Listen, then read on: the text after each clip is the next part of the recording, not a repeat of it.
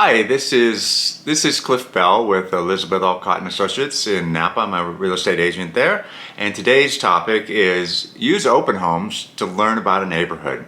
So what I'm going to cover here in the overview is just the topics are chance to see one or more homes in an area of interest. Guess what? You might meet the neighbors at the open house, and that's a great thing. And here's the other thing is, I love looking at properties online. That's really great, but actually walking the property is a totally different experience, and I'll go into that in greater detail. And then lastly, the topic I'm going to talk about is walk the neighborhood after viewing a property. You'll learn a lot just by doing that. And again, the idea is going to be you live there for 5 years. It'd be good to know the neighborhood. So let me jump into the details now.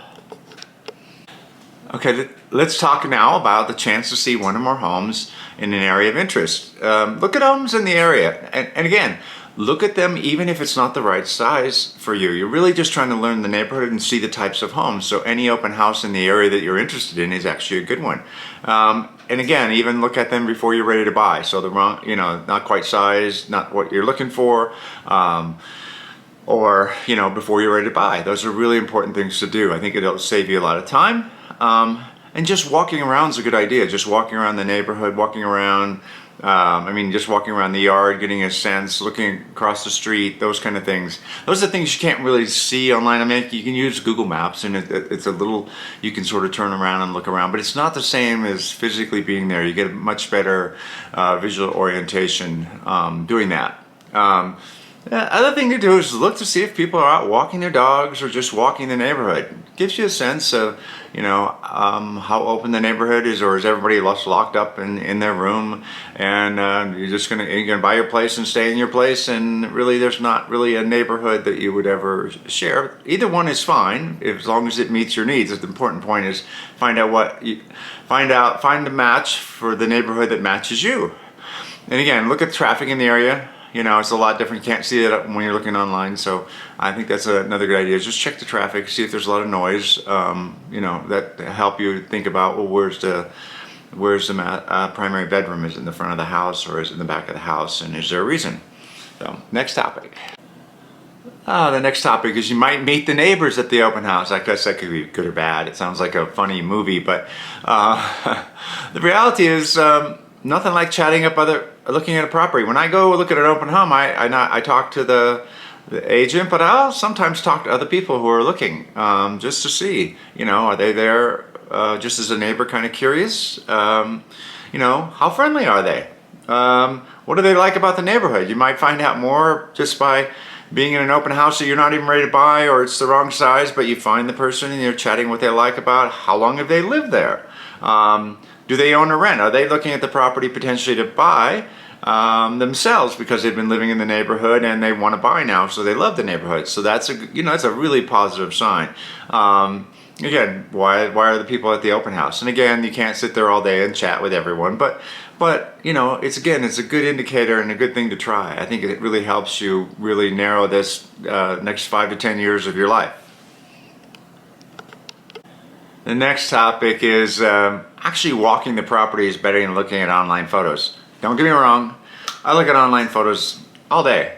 Not all day, but a lot of the day. And it's a good way to kind of filter through stuff, and you see things quite quickly. I mean, you quickly get a feel for a house. You get good for knowing if you would or would not like something about the house. Some people look at the photos and go, oh, I gotta have a gas stove. That's not a gas stove, can't do that. Or, okay, I gotta think about that, I have to replace the stove. I hope the house has gas because I'll need to run a line. But seeing the property gives perspectives. How big are the rooms really? I'm 6'6", so that, for me, that's totally matters. But I suspect it matters for all sizes. How big is the yard? Walk around the yard. Is there gates? All that thing to the front and backyard. And does it matter? Again, if you have a dog, having gates is really an important thing. Again, you can always add things. That can be your upgrade. But if you're going to spend a lot of money for a new place for yourself, adding a gate is almost an annoyance. But at least that's my personal opinion. What does it feel like to be in the kitchen? Can you sort of imagine yourself cooking? And are you able to communicate if you're the kind of person like me who likes to talk to people while they're cooking? What's the primary bedroom like? Is it feel comfortable? Can you sort of imagine your furniture that you have, or do you need to buy new furniture to make it fit? And does it naturally flow for you to go to into the primary bathroom and so forth? All those little details. It's really hard to see when you're looking at things online. And how much storage is there? And how big are the closets? So you kind of think, okay, am I downsizing to move into this even though it's a bigger home? So what's the situation? So those are all kind of things that I think actually walking the property makes a huge difference. And obviously before you buy. But I'm just saying, even doing that before you even ready to buy, walking other properties, getting a sense for what there are. Often you'll see an open house and it'll be a property that's one like a bunch of the, it's like a development, and so there'll be others like that. So when you are ready to buy, you kind of know, okay, this is what I'm going to get, and I love this area. Okay, I've touched on this a while now, walk the neighborhood after viewing the property. Remember, how are you going to feel living here for the next 5 to 10 years? Could be longer, could be a little less, but I just use those numbers just to give you a sense that 5 to 10 years is a reasonable amount of time, so you should take a reasonable amount of care to figure out what you're going to do. Again, finding the perfect place in the wrong area, that's going to be painful 5 to 10 years.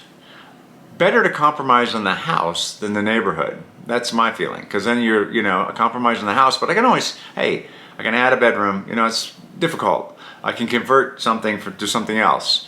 I can make it mine. I can do a lot of things. Those compromises with the house versus I'm in a place I don't want to be, when do I get out of here? And you just bought it. You don't want to be in that place as much as you can. And then a special note here for those people who might be buying a condo or a townhome that has an HOA, or even some housing areas have HOAs, like have a shared pool. I have a place that has a shared pool.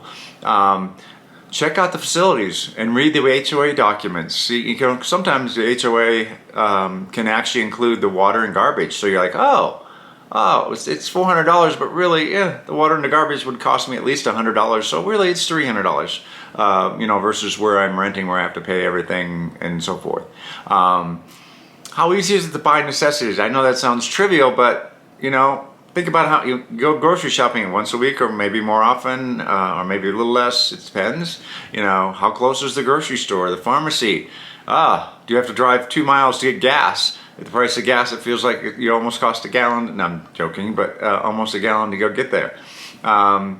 Do the necessity buying portions align with your commute? If you unless you're working from home, but again, is it convenient just to make I'll stop on the way home and get something kind of thing? So that's again, it's just all those little things matter when you're going to spend the next 5 to 10 years. So hope you like this video. Don't forget to give it a like. Don't forget to subscribe. Till next time.